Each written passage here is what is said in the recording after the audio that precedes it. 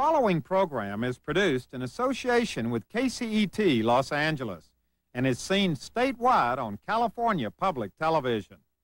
This series is endorsed by the California Teachers Association, the California School Boards Association, and the California Library Association. California's gold is provided to the PBS network statewide through a grant from Wells Fargo Bank. Wells Fargo, coming through for Californians for over 140 years.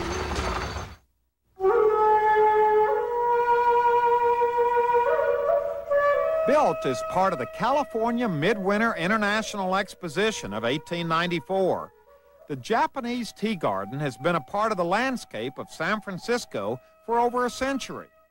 Entirely constructed by Japanese artisans and located at Golden Gate Park, the garden was a joint effort of both East and West and was the pride and joy of landscape designer Makoto Hajiwara, who originally planned it and laid it all out. Now, the tea garden was so popular that after the exposition closed in 1895, it remained open as a permanent attraction. And Makoto Hajiwara and his family were placed in charge of it. In fact, they lived in the garden itself. And for generations, this family kept the tea garden tradition alive. Today, the garden is still as beautiful as ever and is very much a part of California's gold.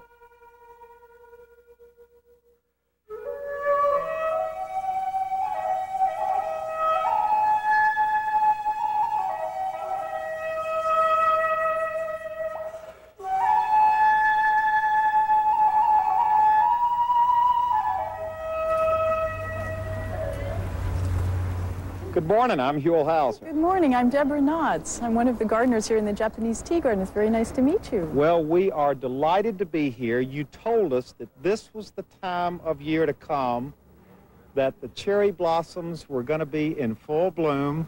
And I was right. And you were right. This is spectacular. Yeah, I know, it really is. End of March is usually the best time of year for the cherry blossoms. Is this the best time to be here? Yes, it is. Yes, it is. And this is when most of the tourists prefer to come in the spring. The fall is also really beautiful, but this is when it's most floriferous. It's really beautiful here now. Well, we're tourists. Yeah. So let's take the tour of the garden. Now, how much of this is original and how much of this is new or has been added over the years? For example, this is beautiful. This was original, but was reconstructed by the original Hagiwara family. And with their funds, we were able to bring it back. It had grown over with ivy and become kind of hidden. This was the original garden, this part that you're seeing here. It was part of the 1894 tea garden. There were 3 tea houses at that time, and now we have just the one. Oh, okay, so here's the tea house. This is the tea house itself. Oh, look, and there are people there having tea. Is that part of it? That's part of the whole experience when you come here. And they're dressed in the kimonos? That's right, that's right. This is just beautiful. It was originally intended to be a stroll garden. So you would stroll, and each time you'd round a corner, you'd have a different experience. Ah. So now this is beautiful right here. Yes. We have lots of these stone lanterns throughout the garden. Some of them are original, some of them were brought in later, given as donations. As you can see, there's a plaque here. And lots of these little, what do you call these little wooden? This is a gate, and it was originally part of the 1915 fair here in San Francisco, the Panama Pacific Fair. The Hagiwaras lived in the area just behind here, and this gate was for their home. So this has been here since 1915. Right. And this building here was also one of the first structures in the garden. It was supposed to represent a Japanese home, and it's now used as a concession. And they sell trinkets and things in there. Now, I don't know where, can we go right through the gate? Yes, you can go right through the gate. Oh, this is great.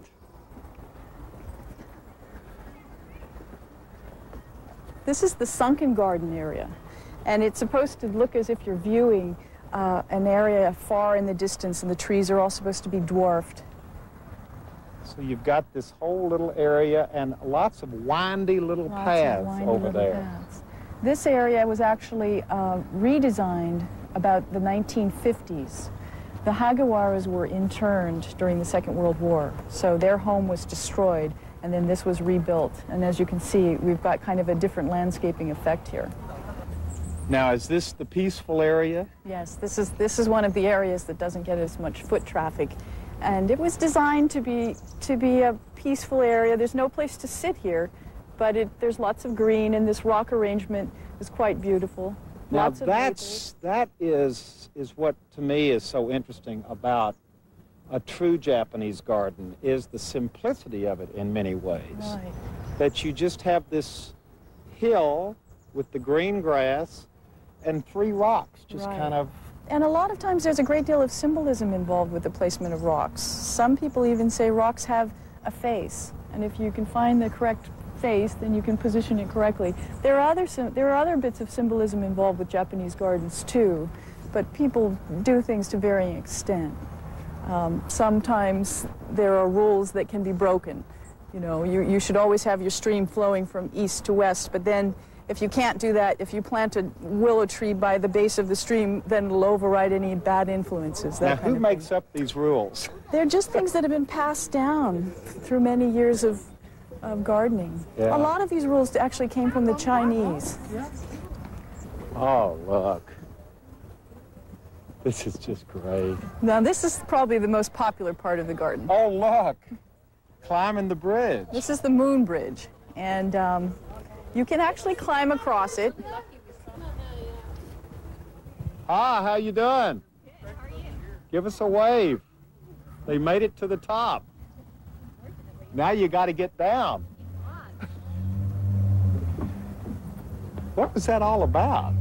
The bridge is designed so that boats with sails could get under it, see? So that's why it was designed with such a curve. Of course, this curve is exaggerated because normally you wouldn't put something this narrow over this little bit of water. That's great, though. Yeah. It's called a moon bridge because it makes a full circle from the top. The full circle is represented in the water below when you're standing up there. Well, we got to go up. Yep. You know that. Let's try getting up here. You coming up with me? Okay. Be careful. Here we go. Well, we made it to the top. From up here, you have nice views as well. Oh, yeah. You got a 360 up here. Yeah. Oh, look over here. That's just spectacular. It's worth the climb. I hope so. It's getting down that stop. Now, if we had been walking here in the late 1800s, the early 1900s, would it have looked and felt like it does today? I doubt it. I doubt it. Because some of this from here on was extended and added on. So not only that, but these trees have matured. I mean, above you here is a maple that's probably about as old as the garden. So And those trees back there... those trees are definitely very old. They're obviously close to 100 years old. They're almost reaching the maximum lifespan. So the garden really has, would you use the word evolved?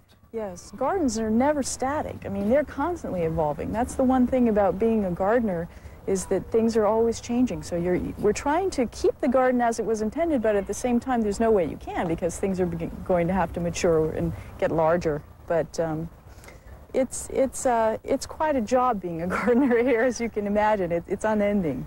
Well, you've got a little bit of work out there. Look at that, as far as you can see. Yeah. And these don't just grow and look like this on their own, Right. do they? Everything in this garden is pruned. Everything in this garden is constantly pruned. The trees are pruned once a year. Some things are allowed to be pruned every couple of years, but most things are pruned once a year. So as soon as we finish one cycle of pruning, it's time to begin again. So the operative word in Japanese gardens is prune. Right, exactly. Oh, look. This is a beautiful Buddha that was given by the gum company to the San Francisco garden, Japanese tea garden. Now, what's the story on this? The story, there's a plaque here behind you, and so you can kind of see for yourself. It was cast in 1799 in Japan. Wow. 1799. Right, right. It's actually, I believe, in 3 pieces. And so... and the way it sits with this stand of bamboo right next to it and the huge big tree behind it, it really adds a whole nother dimension to the Buddha itself. Yes, it does. The hand position is supposed to stand for have no fear, which I think is really wonderful. And people love this Buddha. They often come here and leave gifts on it, flowers and food and things like that. Really? Yeah, yeah, we'll come in and find all kinds of things. And here's a nice one here. This is a really beautiful lantern. If you were to put candles on each of the stages, it would look like a shimmering lantern from afar. And I have people coming here that came here as a child, and now they're in their 90s, and they'll tell me how they remember the garden, and they love to climb over the moon bridge. That's their big event. And this is a big event here, just going through the... This is the temple gate, and I actually read recently that this may not actually be either Japanese or Chinese, but in fact from Thailand. But that's not for sure. But in any case, it was brought from the 1915 fair by the original designer, Mr. Hagiwara, and placed here. And look at the design when you just look at that up against the blue sky with the colors. It's just spectacular. And then if that wasn't enough, you just turn right over here and see this beautiful thing. This is technically a... This is a pagoda. Pagoda. Yes, it's a pagoda. It was put in this position after the Shinto shrine that was originally here was destroyed during the Second World War. So this was placed in its place. And look at this.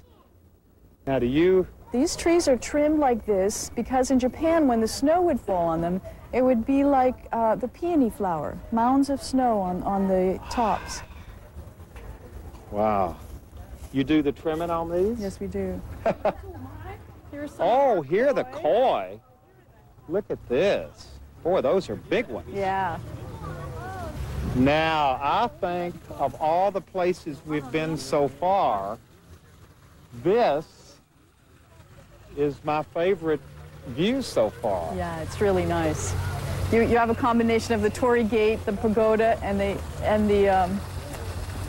this other beautiful gate over here with the waterfall as well. This is a really beautiful view over here. And watch, now here's a lady over here. This is one of the regulars.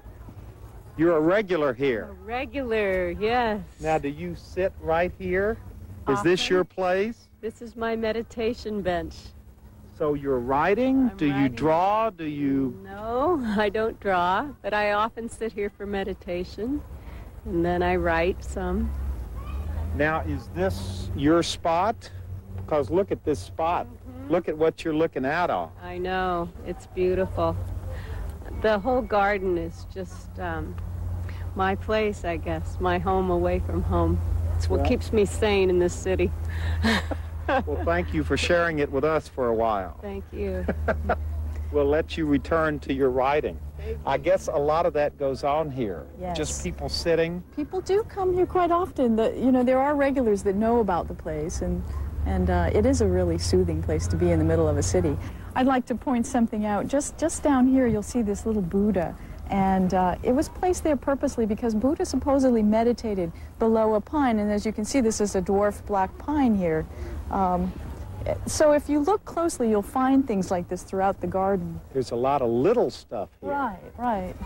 Like the placement of the stones. Even the paths are done, You mean artistically. with a stone here? Right, stones laid. So this is supposed to emulate a stalk of bamboo with the leaves and even impressions. Right. And this is, right. So all of this, yeah. Everything is put here. Everything is thought out before it's put in its place. This shrub here is a combination of a boxwood and a hawthorn, and it's supposed to look like Mount Fuji. So when you're sitting in the tea house, you would imagine that you were actually looking at Mount Fuji in the distance. a really wonderful man by the name of Ed Schuster designed that, and it still comes in. He's retired from the city of San Francisco, but he still comes in and maintains this wonderful art form. And here on the left is a beautiful dragon. You can see even its head here. Oh. Isn't that wonderful? He's designed There's that the as tail, well. and it goes up. Yes, yes. Now, see, if you hadn't pointed that out, Right. I don't think I would have seen either one of these things. I know. People from Japan often notice Mount Fuji, though. It becomes pretty apparent to them. But the dragon. But the dragon is something that Can I people walk will over not- there? Yeah, of course. So this is the head of the dragon. Yes. Right here. Right. And here's the body that goes back to the tail. Yes. And here's Mount Fuji Right. With the Over snow here. on the top. with the snow on the top. There are a lot of hidden things in these gardens. That's true. That's true. The Japanese tea garden has to be one of the most beautiful places in our entire state. But there's much more to this garden than just its beauty. There's a compelling human story here as well. Now, this is exciting because we have hooked up with some very important people historically as far as this garden is concerned. Your name is? Tanako Hagiwara.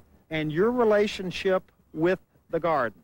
My great-grandfather started it in 1894. So it was your family, your great-grandfather, that started all this. Right. And these are younger descendants. Right, I'm Doug Dawkins. This is my sister. I'm Michiko. And so you are the great-great-great-grandchildren. Two greats. Great-great-great-grandchildren.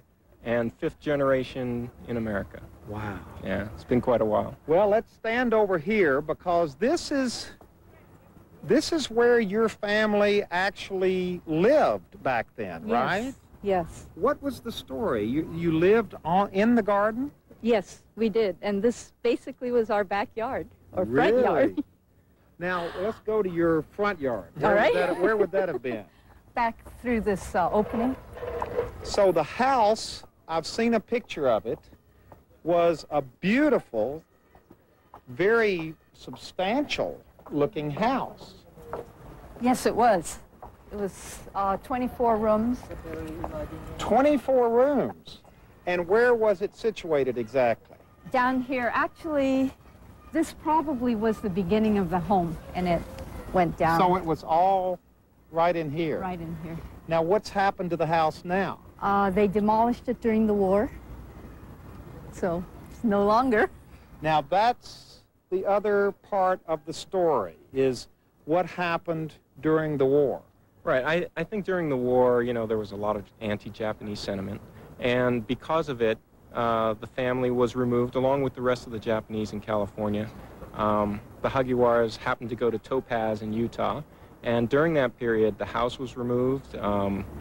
And in fact, the name of the garden was changed for a while to the Oriental Tea Garden to remove the Japanese inference. So they actually took the word Japanese out of the title of the garden. Absolutely, absolutely. Now, you were physically removed from the garden. Right. At what age?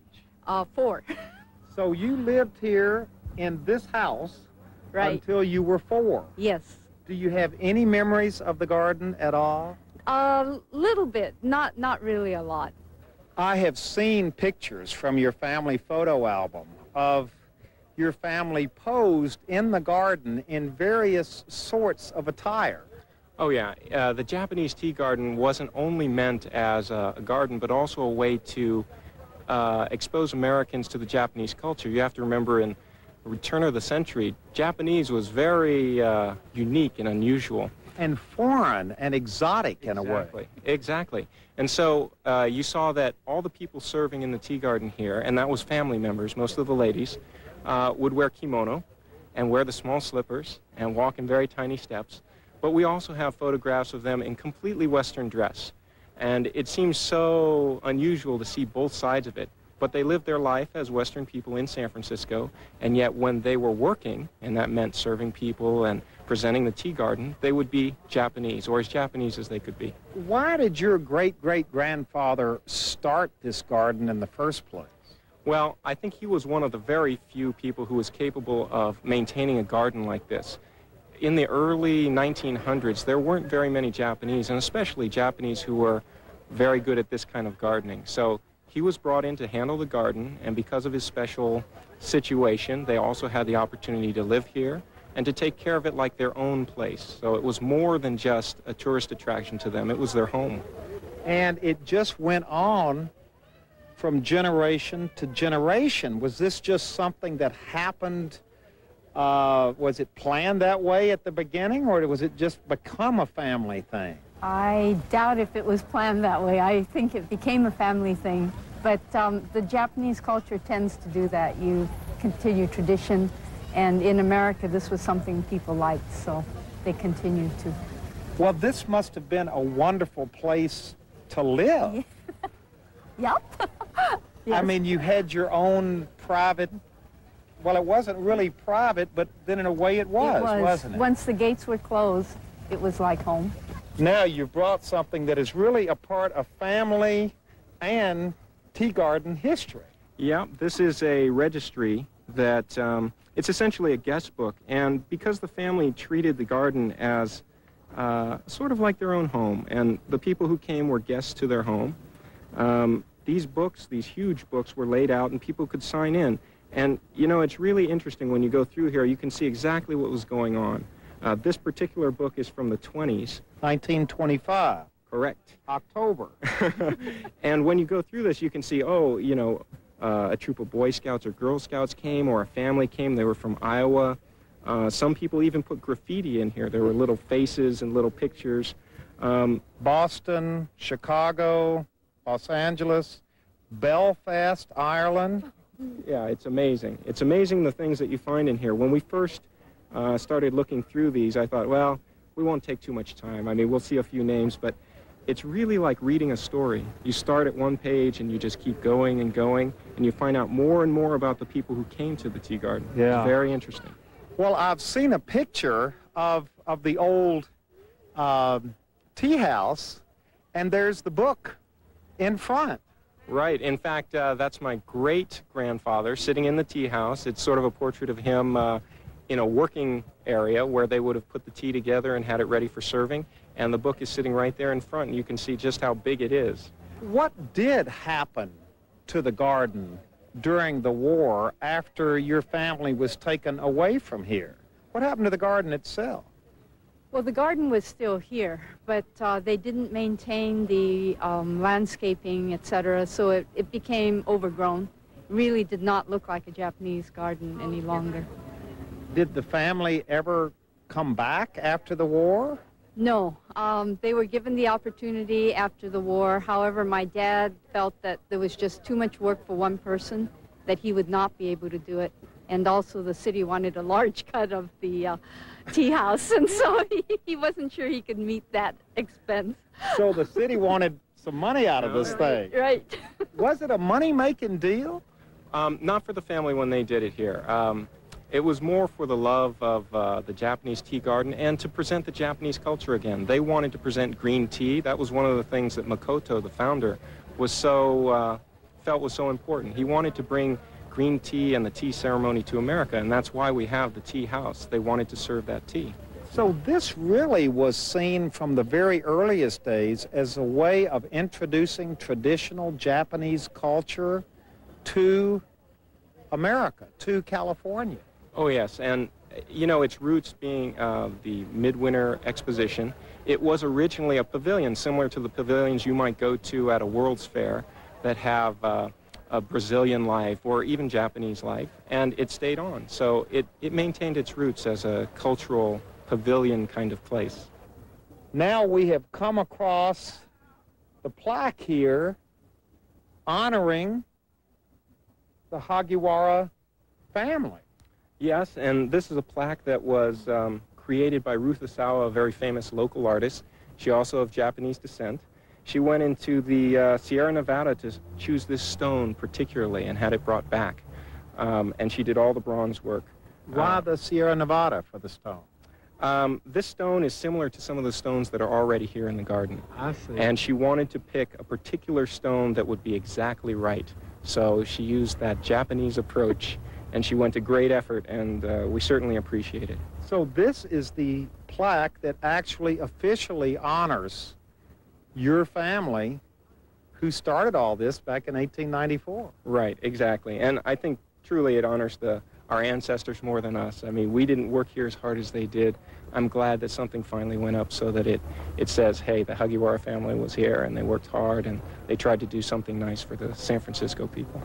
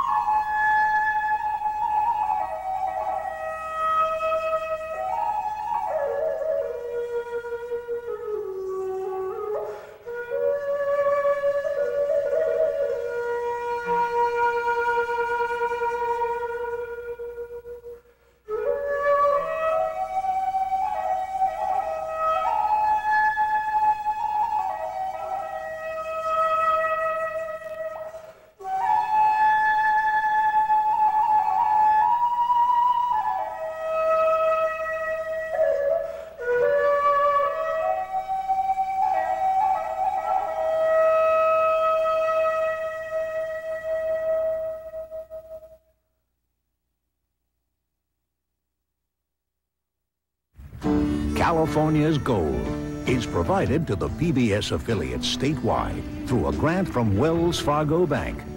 Wells Fargo, coming through for Californians for over 140 years. Hi, this is Huell Howser, and if you enjoyed this particular episode of California's Gold about the historic and beautiful Japanese tea garden in San Francisco and would like to see it again or share it with your family and friends, it's available on video cassette. And remember, with every tape sent out, we'll contribute $5 to the California State Library Foundation's Families for Literacy program. So call 1-800-266-5727 and we'll send it to you right away. This evening on KPBS, Richard Dreyfuss encounters iguanas, sea lions, and other creatures of the Galapagos in the wild at 8. Then at 9 and 10:30, enjoy the beauty and excitement of Championship Ballroom Dancing 1997. Also at midnight, see more conversations with newsmakers from Charlie Rose.